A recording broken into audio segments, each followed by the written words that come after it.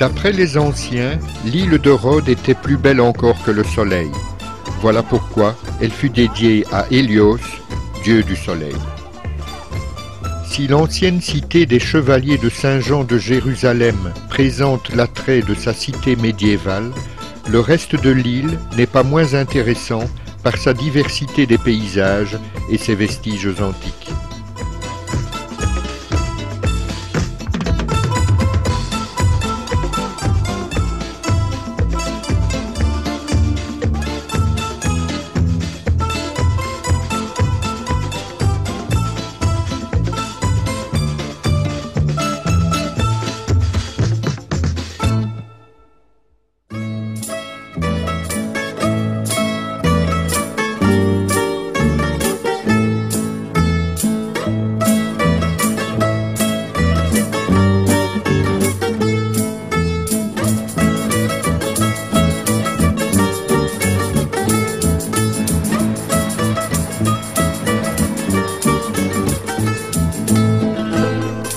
Le village de Lindos était déjà peuplé au IIIe millénaire avant Jésus-Christ. Son double port lui permit de s'affirmer comme une puissance navale. Au VIe siècle avant Jésus-Christ, sous le règne du tyran Cléobule, Lindos prospéra et s'enrichit grâce à ses nombreuses colonies. Avec ses maisons blanches éblouissantes, son château des croisées et son acropole perchée au-dessus de la mer, il attire quantité de touristes. Deuxième lieu de vacances après la ville de Rhodes, Lindos est aujourd'hui un site classé.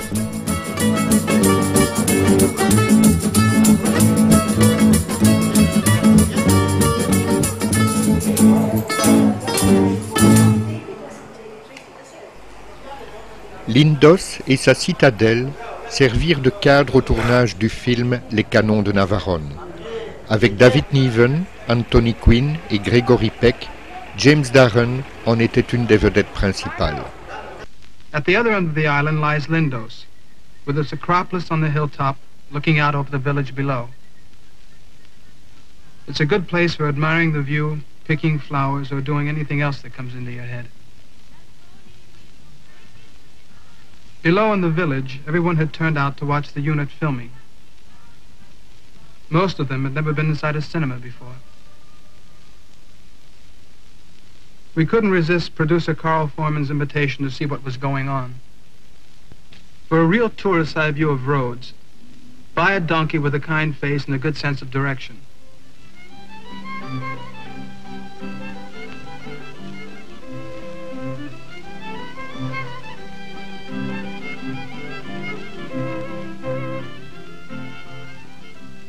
They'll ask a fair price, but a few hand signals are a great help.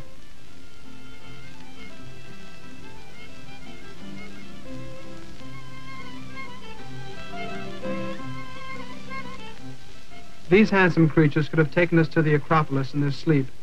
In fact, that's what it felt like.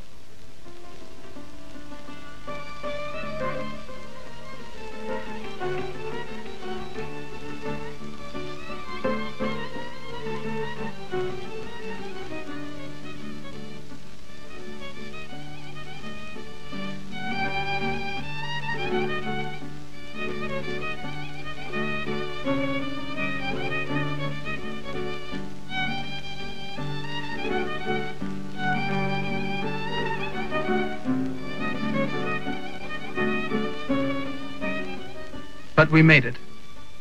A climax to a wonderful day.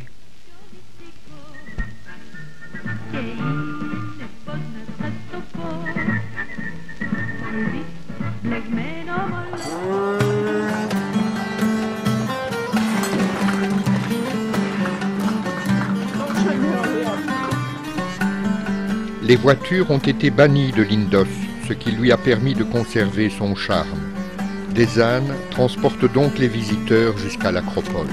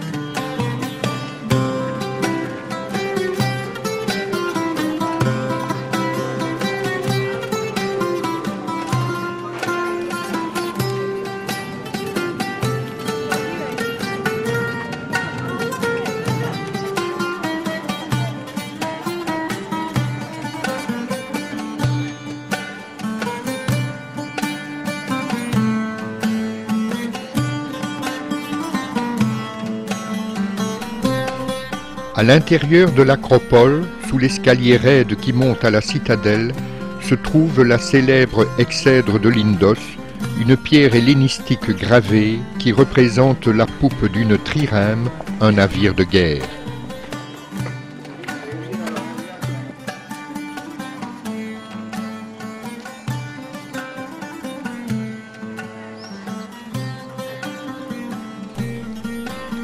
Une vingtaine de colonnes marquent l'emplacement du grand portique dorique précédant le monumental escalier qui conduit à l'entrée du sanctuaire. Perchée au sommet d'un rocher de 125 mètres dominant le village, l'acropole est couronnée par le temple d'Athéna l'India du IVe siècle avant Jésus-Christ, dont les colonnes se détachent sur le ciel. Le temple comptait parmi les sites les plus sacrés de l'Antiquité. Alexandre le Grand s'y rendit, de même que, dit-on, Hélène de Troie et Héraclès. Au XIIIe siècle, les chevaliers de Saint-Jean fortifièrent la ville avec des remparts plus élevés que les défenses d'origine.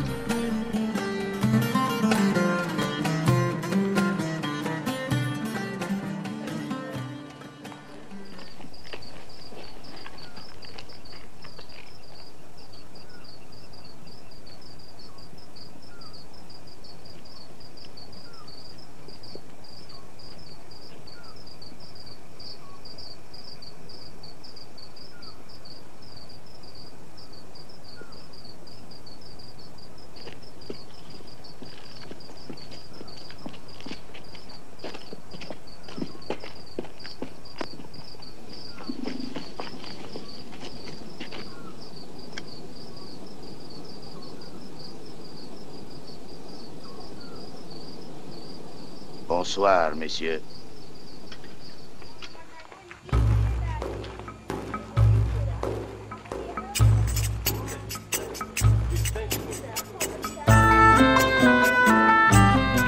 Le très ancien sanctuaire d'Athéna l'India fut spécialement vénéré durant l'Antiquité en raison des prodiges qui s'y manifestaient.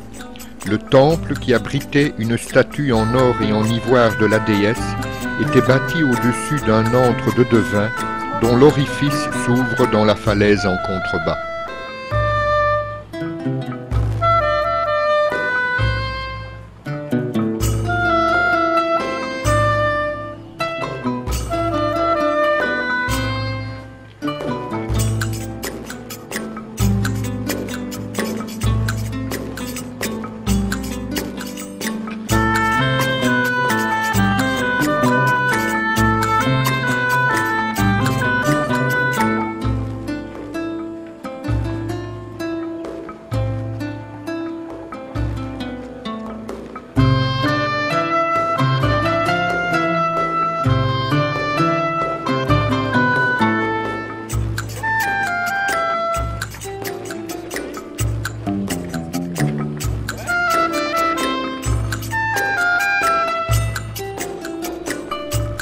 Au sud de la citadelle, on remarque la crique de Saint-Paul qui porte ce nom parce que l'apôtre y aurait débarqué.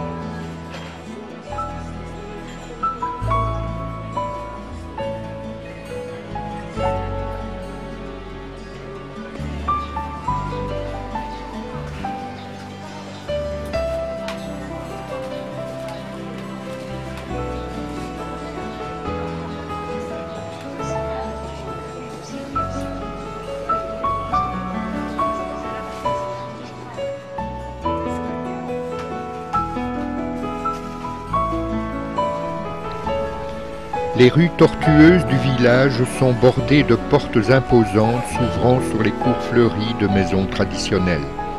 Construites pour la plupart entre le XVe et le XVIIIe siècle par de riches capitaines, ces demeures sont ornées de décorations gravées dans la pierre. Elles s'ouvrent sur des cours ornées de mosaïques de galets.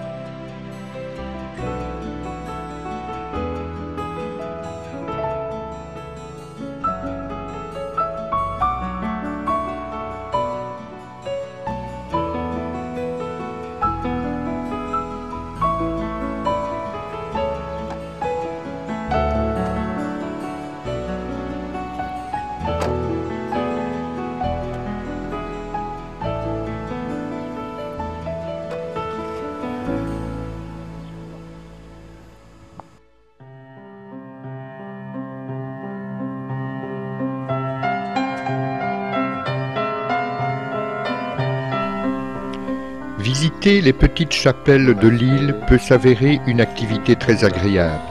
Elles sont perdues dans les campagnes et les bois et il est rare que des étrangers s'y rendent. Il est par exemple très agréable de faire un petit détour et de rendre visite aux sympathiques sœurs du couvent d'Ipsénis.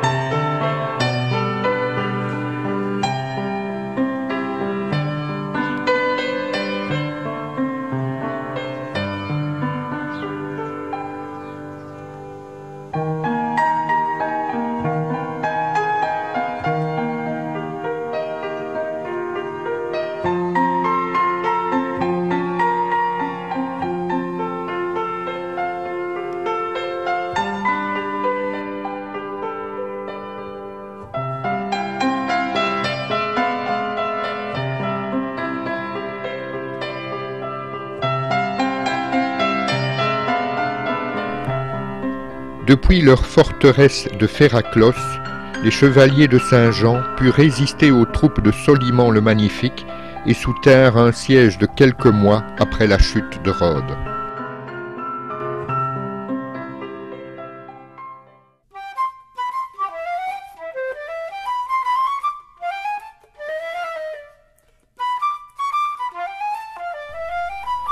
Beaucoup d'hommes et de femmes de Rhodes s'appellent respectivement Tsambikos ou Tsambika. Une légende raconte qu'un couple âgé et sans enfants découvrit un jour une représentation de la Vierge et l'apportèrent au sommet du mont Tsambika. Quelques mois plus tard, et contre toute attente, la femme mit alors un enfant au monde. Depuis ce jour, les couples vont en pèlerinage à Tsambika et supplient la Vierge de les rendre fertiles.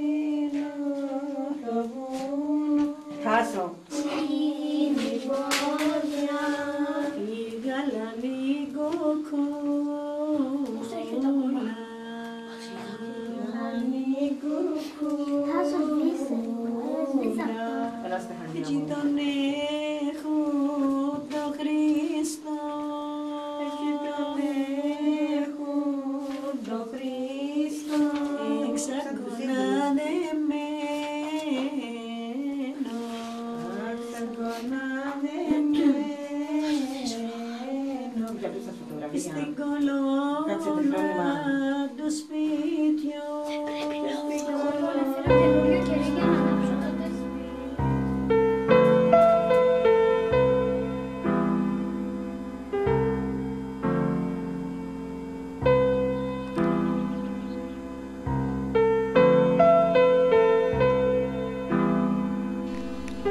Il ne reste maintenant, au sommet de la colline, qu'une petite chapelle blanche. La vue donne sur les baies et les vallées fertiles de la côte et, en contrebas, sur la longue et large plage de sable de Tsambika.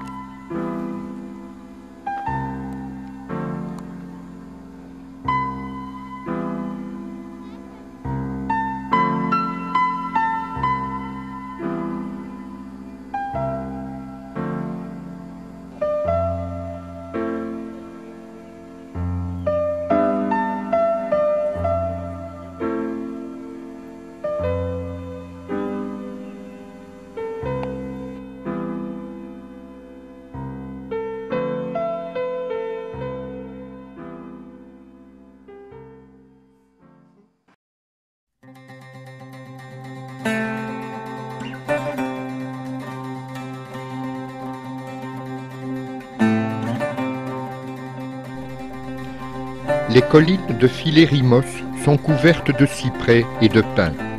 Entre les arbres se dresse Moni Philérimos. Ses chapelles, coiffées de dômes, sont ornées de la croix des chevaliers et du blason de Pierre d'Aubusson. Sur ce lieu voué au culte depuis 2 millénaires, des strates d'histoire et de tradition se superposent, des Phéniciens aux catholiques, en passant par les byzantins et les orthodoxes. Notre-Dame de Philérimos est formée de 4 chapelles. C'est une église dédiée à la Vierge Marie qui fut construite par les chevaliers au XIVe siècle, puis reconstruite par les Italiens.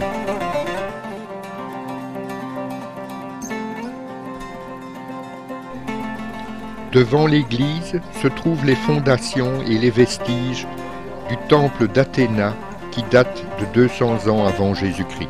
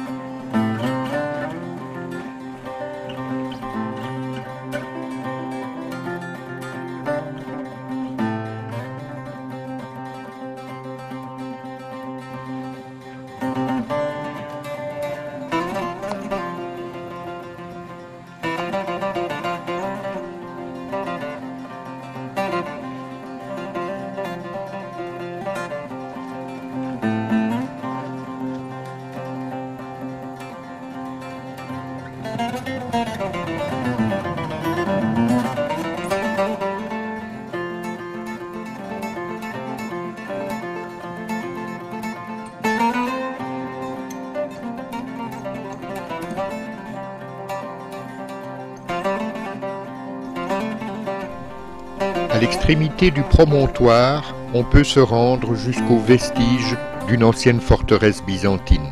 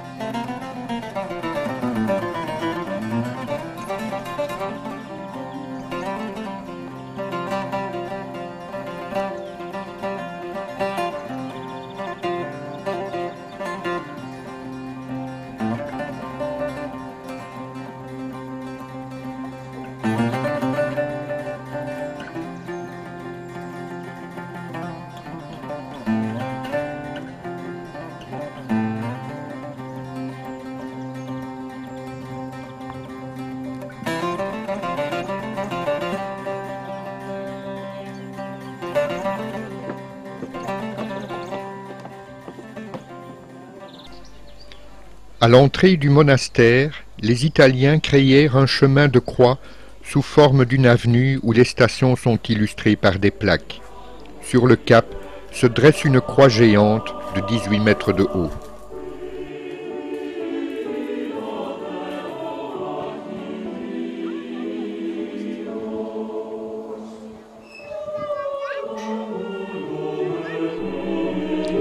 D'ici, on a une vue très large sur toute la région et plus particulièrement sur l'ancien aéroport fermé au début des années 80 en raison du danger présenté par les collines voisines et qui a été remplacé par le nouvel aéroport situé sur le littoral.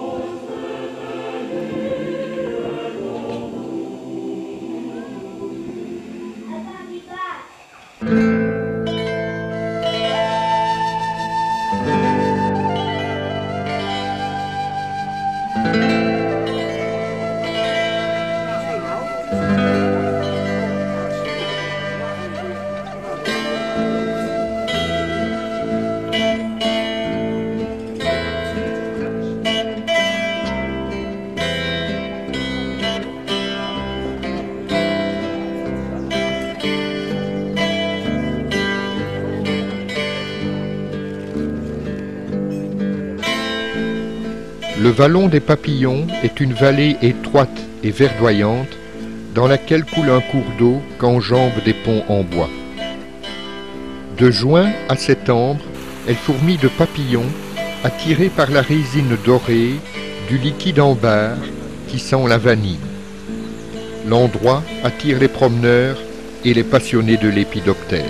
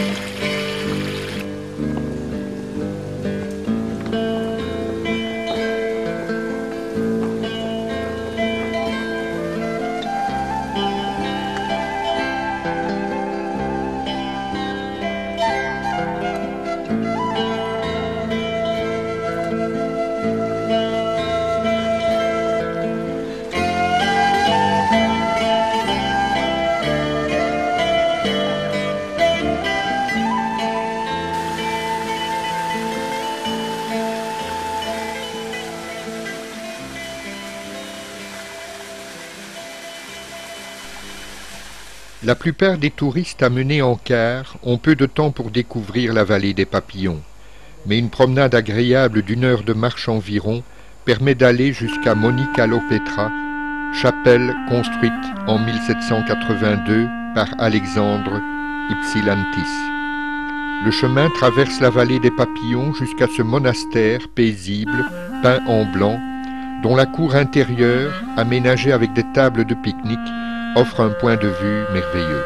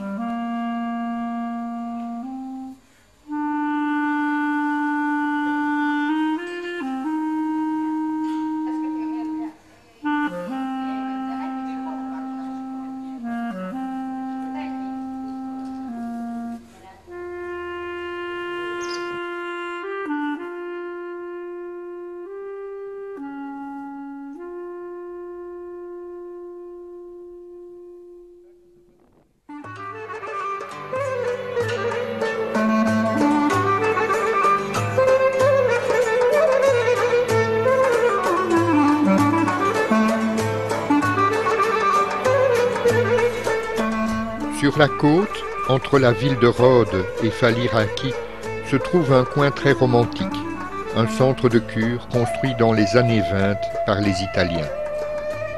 Les bâtiments, partiellement en ruine, sont aujourd'hui en cours de restauration.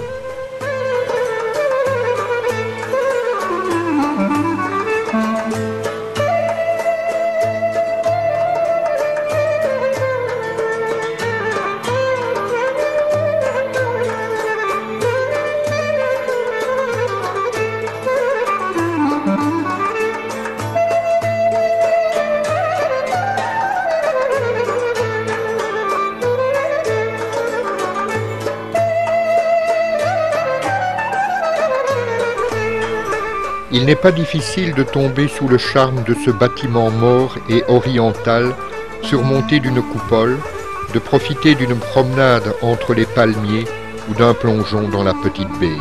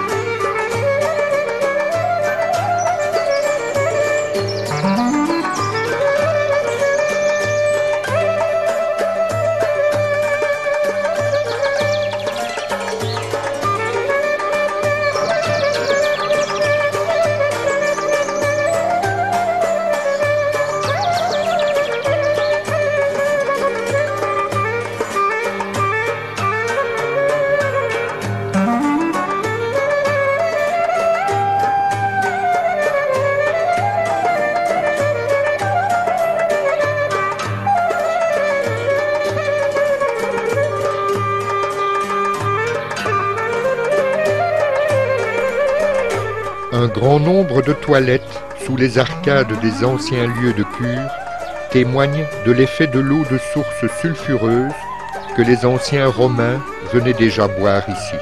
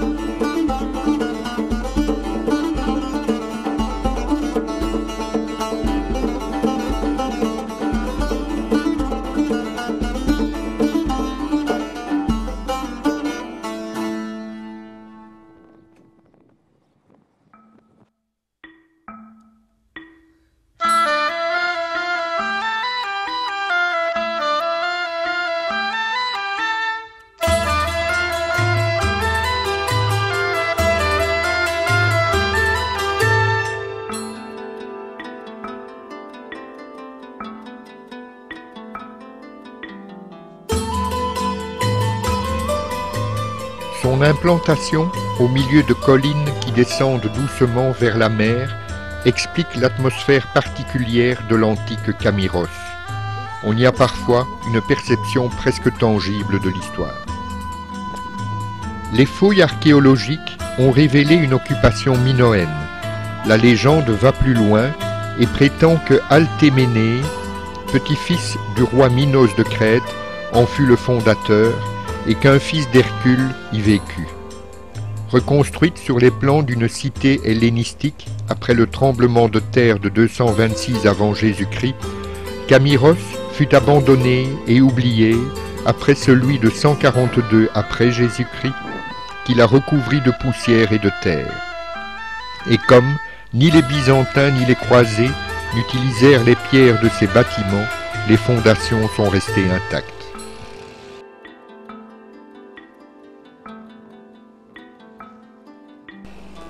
Des fouilles étendues ont mis au jour les fondations de l'antique Camiros, construites sur des terrasses légèrement inclinées. Les quartiers résidentiels en bas, sur les pentes nord, et au-dessus, une acropole modeste avec des édifices religieux et publics. Camiros n'avait aucune importance stratégique.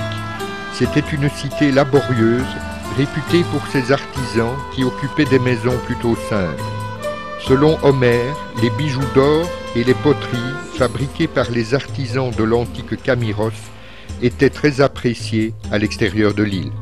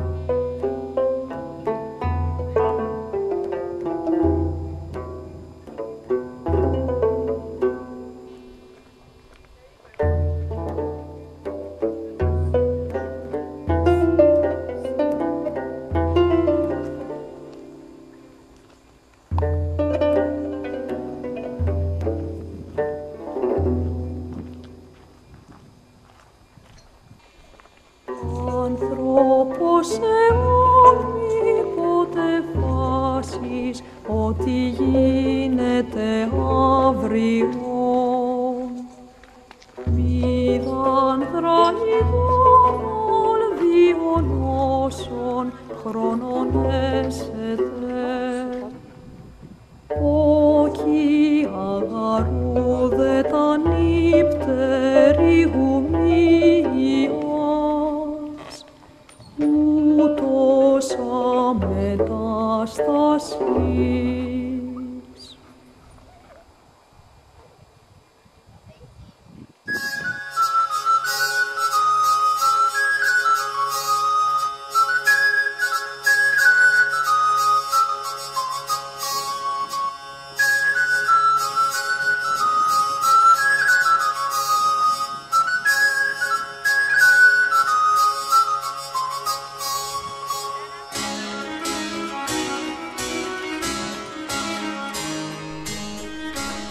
Entre les villages de Camiros Scala et de Critinia, on peut visiter le Castro ou Castello, un célèbre château fort datant de l'époque des chevaliers qui surplombe la mer. Il fut construit en 1309 et restauré en 1472. C'est un des châteaux forts les mieux conservés sur l'île de Rhodes.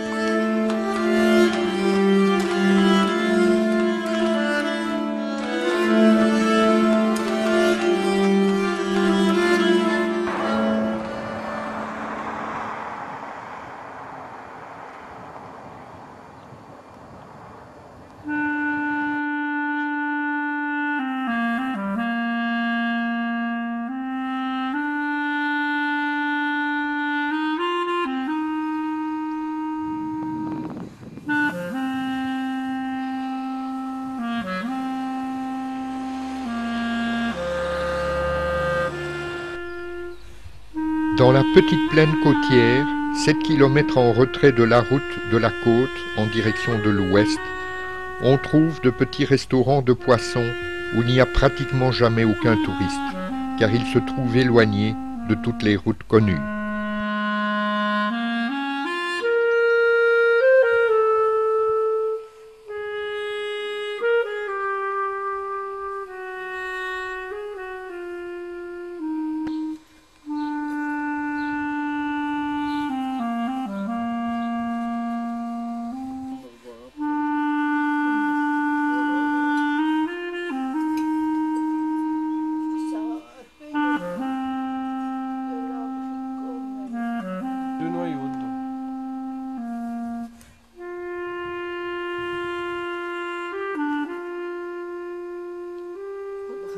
essayer de lui demander.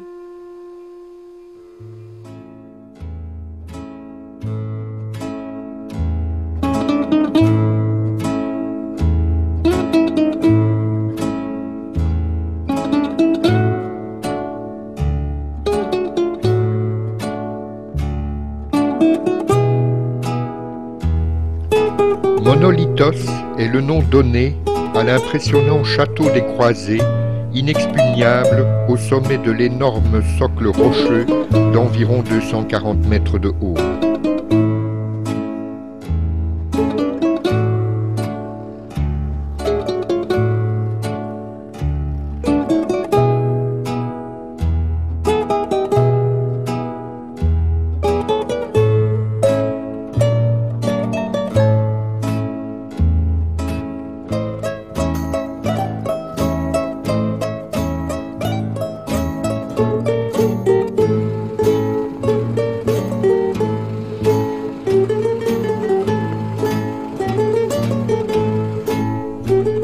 Sous certains angles, le château semble inaccessible.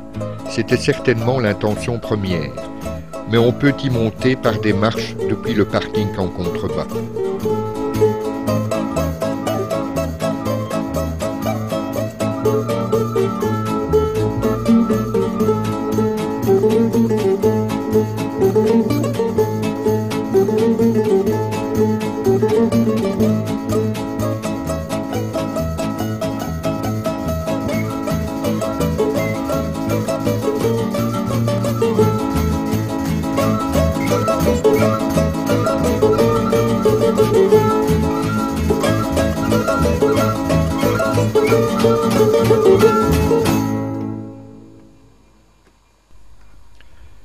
Du château, seuls subsistent aujourd'hui les murs construits par le grand maître Pierre d'Aubusson en 1500, ainsi que l'église blanche de Aios Pantelimon. De là-haut, la vue est à couper le souffle.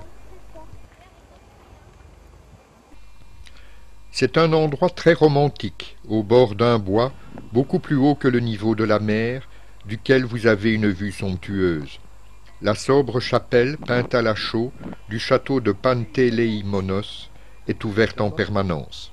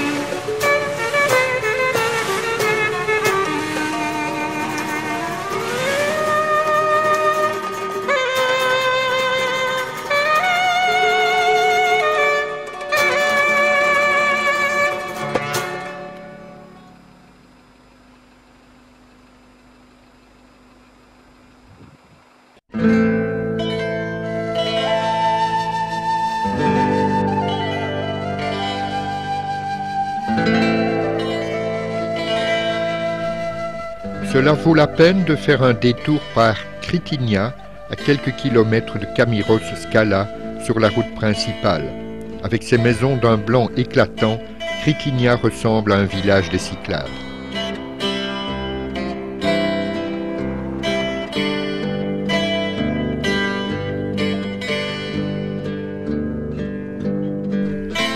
Un musée du folklore se trouve juste à la sortie du village sur la route principale en direction de Rhodes.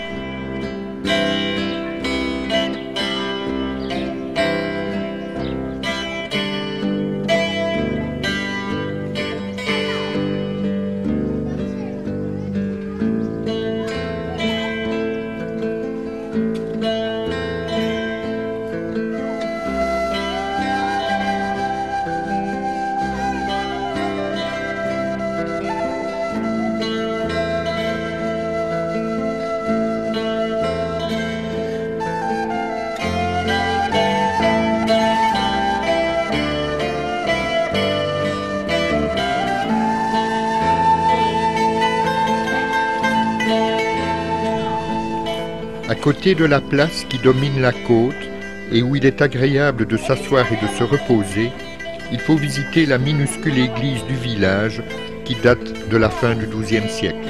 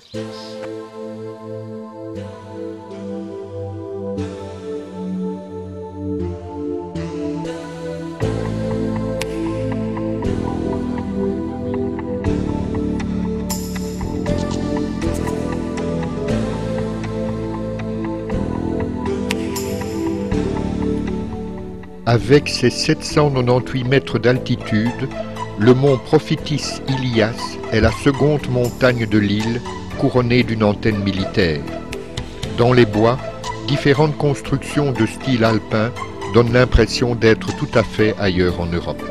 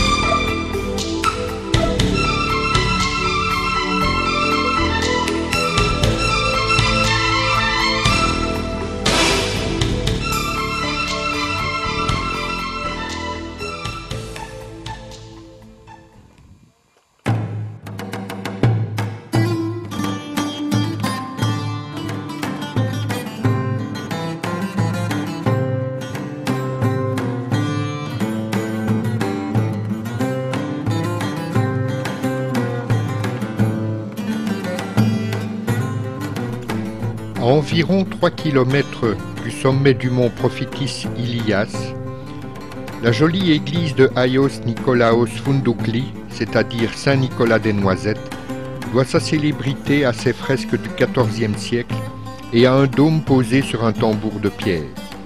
À l'origine, elle faisait partie d'un monastère de style byzantin tardif et des inscriptions à l'intérieur indiquent qu'elle était dédiée à la mémoire de 3 enfants.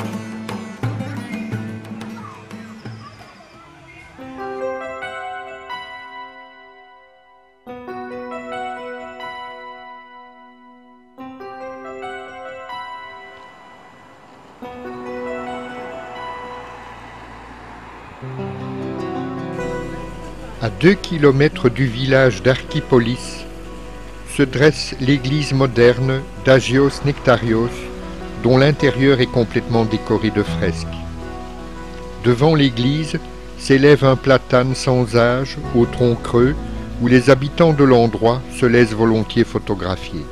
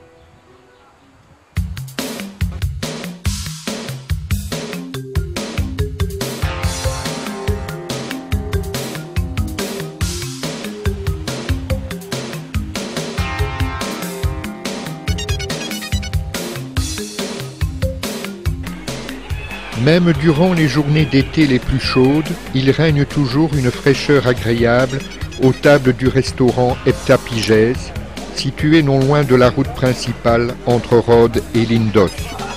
Les vieux et hauts platanes jettent leur ombre là où cette source alimente un ruisseau.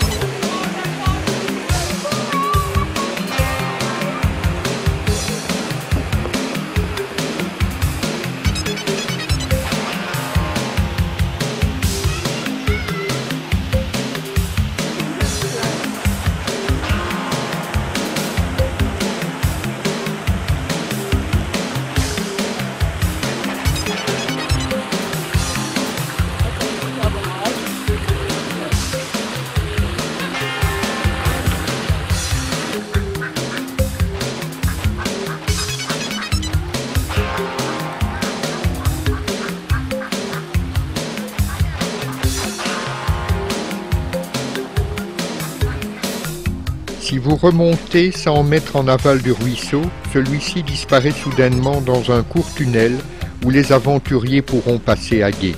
À la fin de sa course, le ruisseau se jette dans un petit lac dans lequel il y a toujours quelques touristes en train de nager.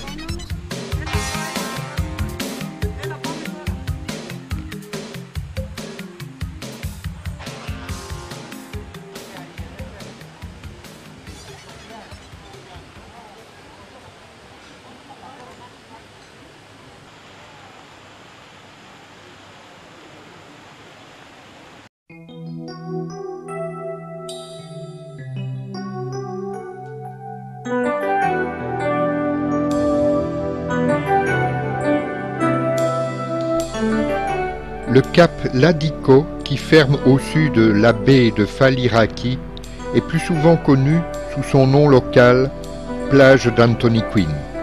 Les villageois en firent cadeau à l'acteur après qu'il eut tourné le film Les Canons de Navarone devant la côte, juste au nord de la baie de Ladico.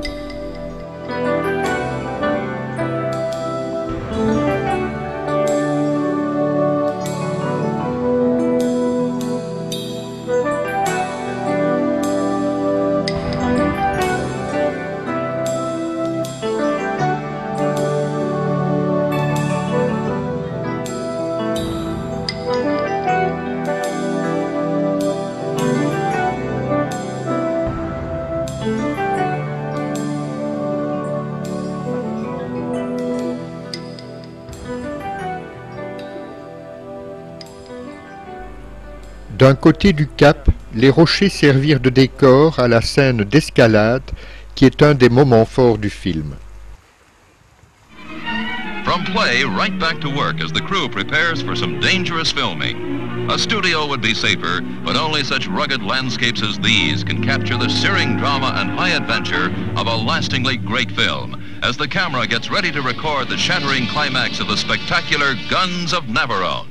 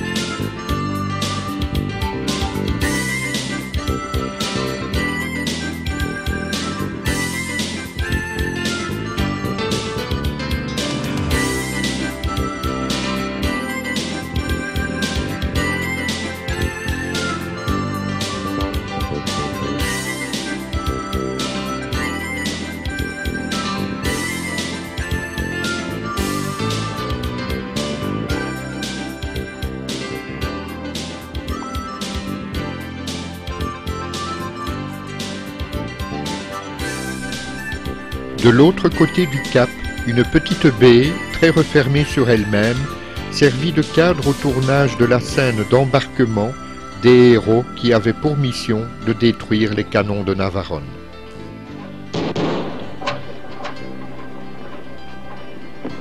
Je suis réellement désolé, messieurs. Très sincèrement, mais vraiment, j'ai presque honte. Tenez, regardez-moi ça. Mais c'est exactement ce qu'il nous faut.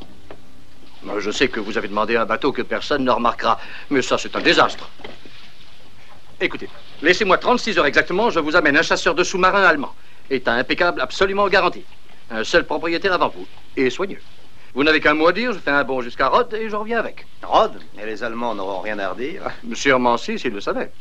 Mais j'ai des amis dévoués dans ce coin-là. Alors, c'est d'accord? Non, merci. On est trop pressés. Dommage. Attendez, je vais chercher quelques hommes pour embarquer votre barda. Non, merci, ça ira. Merci beaucoup. Oui, je vois ce que c'est. Matériel spécial et tout le bazar. Eh bien alors, bonne chance. Pas fatigué, professeur?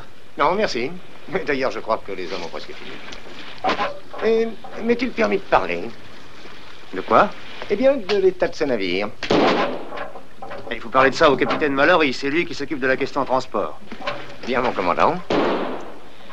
Et mon capitaine, j'ai examiné ce bateau et je dois vous avertir que je ne sais pas nager. Bon, je m'en souviendrai.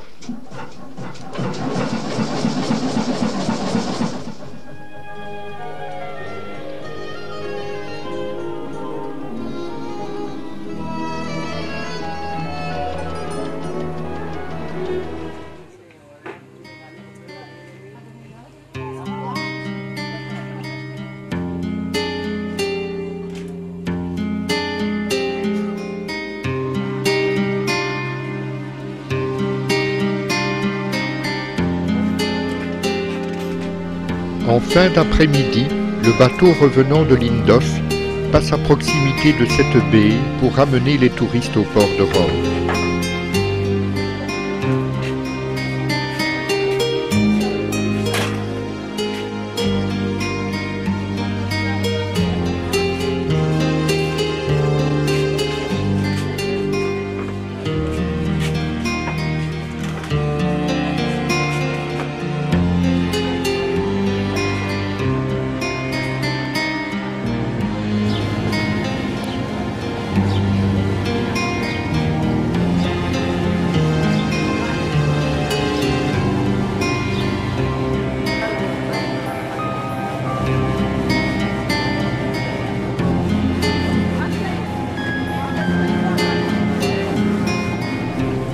Parmi tous les touristes revenant de Lindos, beaucoup sont sans doute loin de se douter que cette ville et sa forteresse inspirèrent les décorateurs chargés d'imaginer le site qui devait abriter les canons de Navarone.